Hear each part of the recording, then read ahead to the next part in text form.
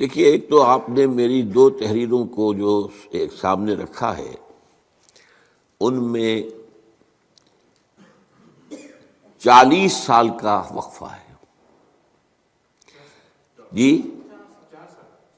نہیں، یہ جو آپ کے ہاتھ میں کتابچہ ہے وہ ہے دو آپ نے تقریروں کا جو میرا ذکر کیا ہے، یہ میری تحریر ہے اور یہ سن 74 کی ہے، جبکہ میں اپنی ایک دعوت کا اور ایک تنظیم کا اور ایک تحریک کو اٹھانے کی ایک آغاز کر رہا تھا۔ اس وقت کے حالات کے اعتبار سے میں نے، اس کے بعد آپ نے شاید میری تقریر نہیں سنی، میں نے تو پاکستان کی پوری تاریخ کے دوران امید اور نا امیدی اس کے جو مجھ پر دور آئے ہیں ان کی تفصیل بیان کی ہے کہ ایک زمانہ تھا، یہ تقریباً 55-56 کا زمانہ، کہ ہم یہ سمجھتے تھے کہ بس یہاں اسلام آیا کیا آیا اور ظاہر بات ہے اسلام اگر آیا تو اس کے لیے استحکام ہے، اس کے لیے بہت ہی اللہ تعالیٰ کی طرف سے اس کو سعادت نصیب ہو جائے گی۔ قرارداد مقاصد پاس ہو گئی تھی، تمام فرقوں کے علماء نے دستور سازی کے 22 متفق علیہ اصول دے دیے تھے۔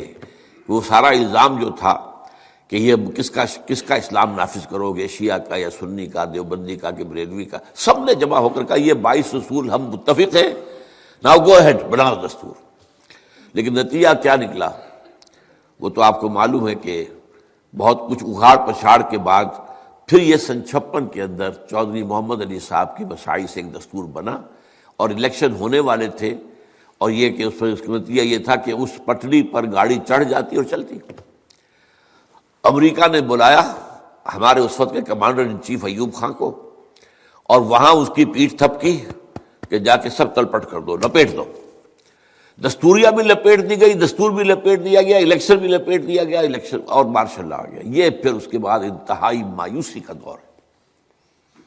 کہاں وہ امید تھی جس کے زمانے میں نے کوٹ بھی کیا ہے کہ جو جماعت اسلامی کے سب سے حلقے کے نمایاں ترین شاعر تھے نعیم صدیقی صاحب، ان کی ایک نظم تھی بڑی مشہور جس کا مجھے یہ شعر یاد ہے کہ بول شہر نظام اسلامی کیا تیرے سقف و بام کہتے ہیں، تیرے در پر کھڑے تیرے والی آج تجھ کو سلام کہتے ہیں۔ گویا کہ ہم شہر نظام اسلامی کے دروازے تک پہنچ گئے تھے۔ اس کے بعد مایوسی کا دور آیا۔ اس کے بعد پھر مجھ پہ تھوڑی سی امید اور دھوکہ ثابت ہوا بہت جلد، وہ ضیاء الحق کے حوالے سے ہوئی تھی کہ شاید کیا جب اللہ تعالیٰ کسی کے ہاتھوں کام کرا سکتا ہے۔ وہ اسلام کا کلمہ پڑھتا ہوا آیا تھا وہ شخص، لیکن اس کے بعد میں بہت جلد مایوس ہو گیا کہ سوائے دکھاوے کے اور کچھ نہیں ہے، بالفعل کوئی ارادہ نہیں۔ پھر تھوڑی سی امید ایک خیال سے پیدا ہوئی کہ یہ جو حضرت موسیٰ علیہ السلام کی قوم تھی یہ 40 برس تک بھٹکتی رہی تھی، اور اس کے بعد کہیں ان کے اندر سے جب صحرا کے اندر ایک نئی نسل پیدا ہوئی جس نے غلامی کا داغ نہیں اٹھایا ہوا تھا، غلامی میں حمیت انسان کے اندر غیرت ختم ہو جاتی ہے، تو اس کے بعد یوشع ابن نون کی سرکردگی میں انہوں نے جہاد کیا، ان کا دور اچھا شروع۔ شاید یہ کوئی 85 کی بات ہے کہ میں نے سمجھا اب پاکستانی کی عمر جو ہے 40 برس ہوا چاہتی ہے، تو شاید اب اللہ کا نام لے کے یہاں سے نئی نسل جو ابھری ہے اس کے اندر سے وہ بھی مایوسی ہوئی۔ تو یہ امید اور مایوسی کے مختلف ادوار مجھ پر آئے ہیں۔ پھر ایک امید ہو گئی تھی، اس 97 کے الیکشن کے بعد آپ کو معلوم ہے 2/3 اکثریت جو ہے وہ یہ جو ہے شریف فیملی کو حاصل ہو گئی، اور شریف فیملی جو ہے اس معنی میں کہ کم سے کم مذہبی فیملی ہے، نماز روزہ یہ جو حج وغیرہ یہ اس کا معاملہ، اور ایک بڑا ان کے ہاں جو ہمارا خاندانی نظام ہے اس کا نقشہ آپ کو ملتا ہے۔ باپ کے سامنے یہ بیٹے جو ہے چوں نہیں کرتے تھے، بولتے نہیں تھے، اور 2 مرتبہ میرے پاس میاں محمد شریف اپنے تینوں بیٹوں کو لے کر، وزیر اعظم پاکستان نواز شریف، وزیر اعلیٰ پنجاب شہباز شریف، اور تیسرے وہ درویش بلوچ بیٹا ہے ان کا عباس شریف، چاروں کے سمیت آئے، مجھ سے وعدے کیے کہیں دستور میں یہ ترمیم ہم کر دیں گے اور یہ کر دیں گے۔ تو امید ہو گئی تھی، انسان ظاہر بات ہے کہ ان چیزوں کے حوالے سے ہی کہیں امید کی کرن دیکھتا ہے۔ اس کے بعد شدید مایوسی ان سے بھی ہوئی۔ پھر اس کے بعد جب آگے آئے مشرف، اس کے بعد سے تو مایوسی کے جو گھٹا ٹوپ اندھیرے ہیں بڑھتے چلے گئے۔ پہلا شخص ہے جس نے کھلا سیکولرزم کا جو اس ملک میں نام لیا، پہلا شخص ہے جس نے اتا ترک کو اپنا آئیڈیل قرار دیا، پہلا شخص ہے جس نے 30% 33% عورتوں کو اسمبلیوں میں سیٹیں کر دی، پوری دنیا میں کہیں نہیں ہے۔ روشن خیالی کا جو خبر، اور پورے یہاں پہ دانشور اور بڑے بڑے لوگ جو اس کے خیال میں روشن خیال تھے، گویا کہ اسلام کی تاریخ خیالی کو رفع کرنے کے لیے انہیں بہترین جو ہے پروجیکشن دی گئی ٹی ویز کے اوپر، اور یہ سارا رینڈ کارپوریشن کے مطابق ہے جو امریکہ کی گرینڈ کارپوریشن، تو پھر مایوسی کی انتہا ہو گئی۔ تو یہ ہے میرا سفر امید اور مایوسی کا۔ البتہ شاید آپ کے علم میں نہیں کہ پھر میں نے ابھی پچھلے دنوں 9 مارچ کے بعد، میں دیکھیے عام انسان ہوں، عام انسان حالات سے متاثر ہوتا ہے اور وہ دیکھتا ہے، اور اس میں کبھی امید کی اسے کرن نظر آتی ہے، کبھی مایوسی۔ میں ہمیشہ اب کچھ عرصے سے 8-10 سال سے کہہ رہا ہوں کہ when I see to the facts on the ground تو کوئی امید کی کرن نظر نہیں آتی۔ لیکن یہ کہ اللہ تعالیٰ کے میں مشیت کا جائزہ لیتا ہوں، 400 سال سے جو تاریخ ہے بر صغیر کی، کہ یہاں پر جو ہے مجددین امت پیدا ہوئے اور یہیں سے جو ہے تحریک خلافت چلی، اور یہیں سے پاکستان کا مطلب کیا لا الہ الا اللہ کی تحریک چلی، اور یہیں سے پھر پاکستان جو آیا ہے تو وہ لیلۃ القدر میں آیا۔ تو حالات دیکھ کر، اور کچھ جو ہے پیشن گوئیاں جو ہے وہ میری کتابوں میں موجود ہیں، وہ جو بڑی کتاب ہے سابق اور موجودہ مسلمان امتوں کا ماضی حال اور مستقبل، اس میں آپ مطالعہ کر سکتے ہیں کہ پھر میں نے کہا تھا کہ 9 مارچ سن 7 کو جو سٹینڈ لیا ہے افتخار چودھری نے، اور پھر اچانک بولڈ فرام دی بلو، اس ملک کے اندر توقع نہیں ہو سکتی تھی کہ وکلا اس طرح کی تحریک چلا دیں گے، تو میں نے سمجھا کہ بھئی اس میں کوئی مشیت ایزدی شاید ہے۔ یہ لوگ مڈل کلاس کے لوگ ہیں، ہمارے پڑھے لکھے لوگ ہیں، یہ اسٹریٹ ارچنز نہیں ہیں، یہ گابے ماجھے نہیں ہیں، یہ ایسے لوگ نہیں ہیں جو کسی بہت بڑے مولوی خطیب قسم کے مولوی کا جوش دلانے پر نکل آئے ہو وقتی طور پر، اور پھر جس طرح انہوں نے سسٹین کیا اس موومنٹ کو۔ تو مجھے پھر کچھ اس مایوسی کے اندھیاروں میں کچھ کمی ہوئی، زیادہ نہیں۔ اور یہ صورتحال جو ہے 18 فروری کے الیکشن کے موقع پہ مجھے شدید خطرہ تھا کہ شاید اب جو ہے اس میں ریگنگ ہونی ہے، جو ہماری تاریخ رہی ہے ہمیشہ۔ اور اس کے بعد یہ ہے کہ یہاں پر تحریک تو پہلے ہی چل رہی ہے وکلا کی، اس میں تو گویا کہ صرف جلتی آگ پر تیل ڈالنے کی بات ہی ہے۔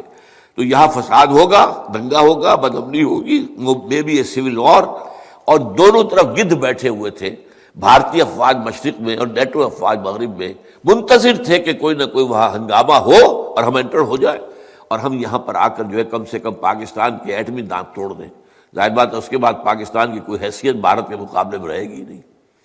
تو یہ لیکن 18 فروری بھی امن سے گزر گیا، اس سے بھی تھوڑی سی جو ہے امید پیدا ہوئی۔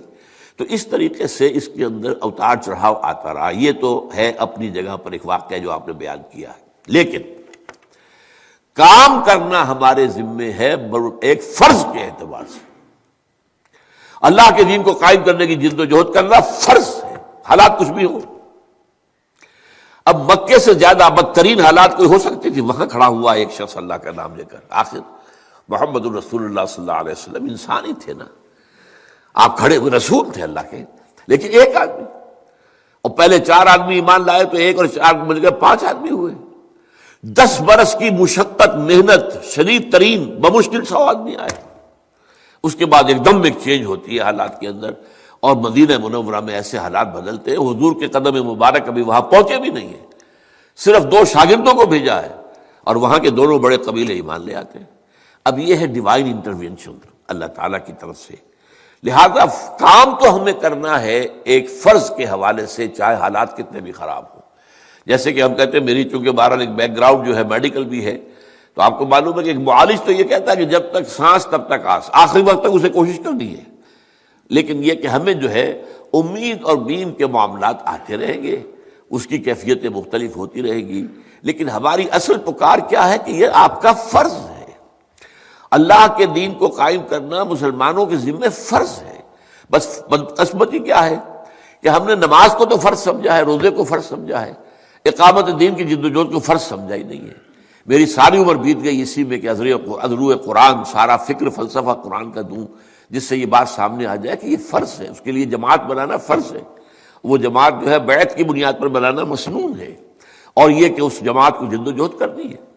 اب ہمیں نہیں معلوم کہ کہاں سے اللہ تعالیٰ کی طرف سے کوئی شکل پیدا ہو جائے، اگر ہماری زندگی میں نہیں ہوتی کوئی پرواہ نہیں، ہمیں یہی کام کرتے ہوئے اگر ہم دنیا سے چلے جائیں تو ہم سرخرو ہوں گے اللہ کے ہاں کہ اللہ ہم جو کچھ کر سکتے تھے ہم کرتے رہے، ہاں جو کچھ میں کر سکتا ہوں اور نہ کروں تو میں پکڑا جاؤں گا، اور ہر شخص سے اس کے اپنی استعدادات کے حوالے سے محاسبہ ہوگا۔ لا یکلف اللہ نفسا الا وسعہا، جس کو جتنی استعداد دی ہے، جس کو جتنے حالات بہتر دیے ہیں، موافق دیے ہیں، جس کے لیے زندگی میں آسودگی ہے. ایک تو وہ شخص ہے بیچارہ کہ 2 وقت کی روٹی کے لیے صبح سے لے کر رات تک اس کو کمر توڑ دینے والی محنت کرنی پڑتی ہے. اس سے ہم کیا توقع رکھیں؟ وہ کیا رات کو کھڑا ہوگا اللہ کے حضور میں؟ کیسے ممکن ہے؟ اور کہاں اللہ سے لو لگائے گا؟ تجھ سے بھی دل فریب ہے غم روزگار کے. تو یہ اس حوالے سے، لیکن جن کو اللہ نے آسودگی عطا کی ہو ان پر تو زیادہ ذمہ داری ہو جائے گی کہ وہ کام کرے. تو اس ذمہ داری کے احساس سے ہمیں کام کرنا ہے.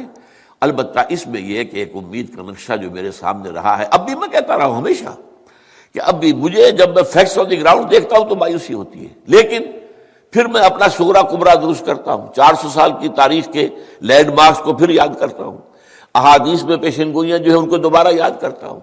تو یہ جو ہے اس کے حوالے سے میں پھر اپنی اس امید کے دامن کو پکڑنے کی کوشش کرتا ہوں. تو یہ ہے میری کیفیت، اور اس میں جو میری دعوت ہے وہ یہ ہے کہ میں آپ کو آپ کا فرض یاد دلا رہا ہوں. میں آپ سے اپنے لیے کچھ نہیں مانگ رہا. میں کہتا ہوں آپ کا فرض ہے، آپ سے اللہ کے ہاں جواب نہیں ہوگی. آپ اس کے لیے جد و جہد کریں اور اس کے لیے جماعت لازم ہے، جماعت تلاش کریں، جو جماعت آپ کو جس پر دل تھک جائے، مطمئن ہو جائے، اس میں شامل ہو جائیں. لیکن اگر آپ کسی بھی ایسی جماعت میں شامل نہیں ہیں جو اللہ کے دین کو قائم کرنے کی جد و جہد کر رہی ہو اور آپ اس جد و جہد سے خالی ہیں، تو آپ اللہ کے یہاں پکڑے جائیں. مزید ویڈیوز کے لیے ہمارے چینل ہاؤس آف اسلام کو سبسکرائب کرنا نہ بھولیں. شکریہ.